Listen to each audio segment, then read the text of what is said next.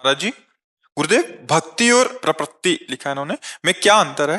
देखो, प्रपत्ति का मतलब है शरणागति और भक्ति का मतलब शरणागति की परिपक्व अवस्था। और परिपक्व अवस्था का स्वरूप है प्रेम लक्षणा भक्ति, अपने आराध्य के प्रेम में डूब जाना। प्रेम का स्वरूप है नयनन पिय मूरति बसे, तेहि रस रहे समाए। ये लक्षण सुनि प्रेम के, और न कछु सुहाए, और न कछु सुहाए। फिरे अपने रस मातो, कुटुंब देह ते जाए। छूट सब ही विधि नातो, जहां जहां पिय की बात सुने। खोजत तिन गैनन, हित ध्रुव छिन छिन ले प्रेम जल। भरी भरी नैनन, रूप छके घूमत रहे। तन को तनिक न भान, नारायण दृग जल बहे। यह प्रेम पहचान। अपने प्यारे की याद में मस्त, न शरीर की सुधि, न भोग की, न लोक की कोई सुधि नहीं। ब्रह्मादिक के भोग सब विषम लागत। तो प्रारंभ होती प्रपत्ति से, शरणागति से भक्ति प्रारंभ होती है। श्रवण सुजस सुधि आयऊ, प्रभु भंजन भव भीर। त्राहि त्राहि आरति हरन, शरण सुखद रघुवीर। त्राहि माम शरणागत प्रतिपाल, हे श्री कृष्ण मैं आपकी शरण में। फिर श्री कृष्ण कृपा करते, फिर भगवत प्रेमी महात्मा का संग देते। जब जीव भगवान की शरण में होता है तो भगवान की प्रथम कृपा होती है। प्रथम भगति संतन करि संगा, दूसरी रति मम कथा प्रसंगा। स्वयं भगवान श्री राम सबरी जी से कह रहे, मेरी पहली भक्ति की कृपा क्या होती है? भगवत प्रेमी महात्माओं का संग मिलता है। प्रथम भगति संतन करि संगा, दूसरी रति मम कथा प्रसंगा। दूसरी भक्ति का रंग क्या चढ़ा?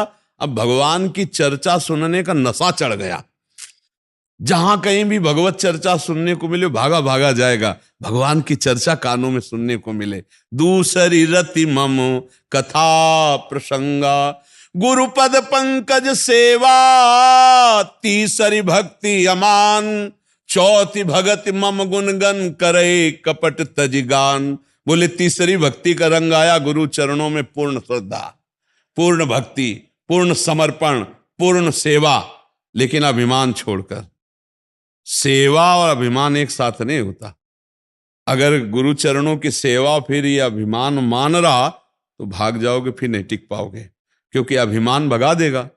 जहां वो तुम्हारे अभिमान पर प्रहार किए तहां होगा कि यार बहुत सेवा किया, लेकिन अगर सह गए, अगर उस अपमान को सह गए गुरुजनों के द्वारा दिए गए, तो अमोघस्य बहुत बड़ी वस्तु प्राप्त होगी। इसीलिए कहा गुरुपद पंकज सेवा। तीसरी भक्ति अमान, मान रहित होकर, अभिमान का त्याग कर गुरु चरणों की सेवा। और चौथी भगत मम गुण गण करे कपट तजगान। भगवान के गुण, भगवान के रूप लीला महिमा का गान करना है, चौथी भक्ति है। मंत्र जाप मम दृढ़ विश्वासा, पंचम भगति सो वेद प्रकाशा। पांचवी मेरी भक्ति है जो गुरु ने मंत्र दिया, नाम दिया, दृढ़ विश्वास के साथ उसे जपा जाए। पंचम भगति सो वेद प्रकाशा, मंत्र जाप मम दृढ़ विश्वास। मेरे पर दृढ़ विश्वास और निरंतर नाम और मंत्र।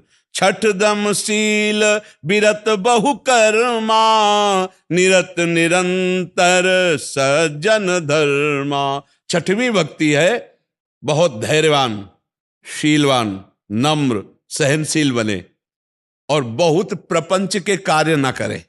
प्रपंच के फालतू कार्यों से अपने को बचावे, वो कार्य करे जो शास्त्र और संतजन कहते हैं। सातों सम मोहि मैं जग देखा, मोते अधिक संत करि लेखा। सातवीं भक्ति है सब में मेरे को देखे, पर मेरे से भी अधिक मेरे भक्त संतों को माने कि ये भगवान से भी बढ़कर है। ऐसा भगवान आदेश करें। सातों सम मोहि मैं जग देखा, मोते अधिक संत करि लेख। बोले ऐसा कैसे हो सकता है? भगवान से बढ़कर संत कैसे हो सकते हैं?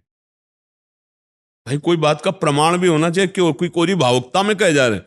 बोले प्रमाण ये है कि भगवान के रहते हुए हमारी दुर्गति नहीं रुकी है। तो सबके हृदय में भगवान, लेकिन मनमानी आचरण हो रहे, दुर्गति हो रहे। लेकिन संत संग मिल गया तो दुर्गति रुक गई। तो मोरे मन प्रभु अस विश्वासा, राम ते अधिक राम कर दासा। राम जी हृदय में बैठे रहे तो सब होता रहा, लेकिन रामदास का संग हो गया भक्त का, अब सब छूटना शुरू हो गया, गंदे आचरण छूटने, गंदी बातें। तो सातों सम मोहिमय जग देखा, मोते अधिक संत कर लेखा। आठों जथा लाभ संतोषा, सपन्यों नहीं देख पर दोषा। बोले आठवीं भक्ति है यथा लाभ संतोष, सदा का हो सो कछु न चाहोंगो। जैसी भगवान हमें परिस्थिति दिए उसमें हम संतोष धारण करेंगे, भगवान से भी कुछ नहीं मांगेंगे। ये आठवीं भक्ति है। आठों जथा लाभ संतोषा, और सपने नहीं देखे पर दोषा।